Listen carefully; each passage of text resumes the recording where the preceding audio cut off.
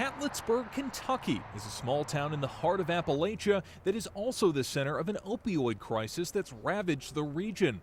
For all the calls from President Donald Trump and Republican lawmakers to repeal the Affordable Care Act, the effects have been profound, even life-saving for some of those caught up in addiction. Yeah, it actually did save my life. Tyler Witten's troubles began with a slip on an icy driveway when he was 17.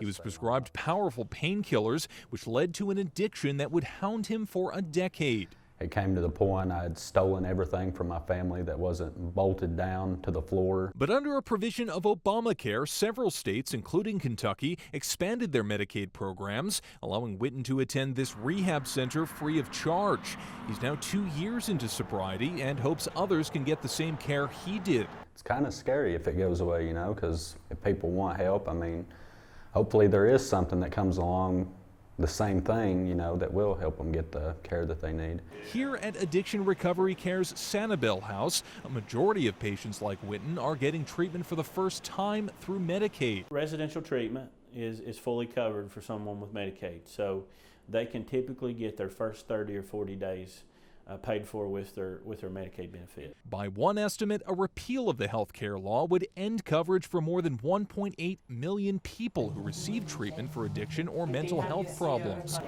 But Kentucky officials say addicts won't be left behind. I would be very surprised if there's not a continued emphasis and ability for states to find ways to treat those who have addiction and other issues, related issues. As part of the plan to scrap Obamacare, the Trump administration has expressed support instead for giving states a fixed amount of money for Medicaid and letting them design their own programs. But some analysts worry those grants will come with less money for states, resulting in a cut in benefits.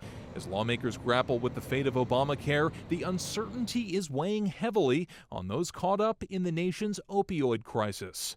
Robert Bumstead, Associated Press.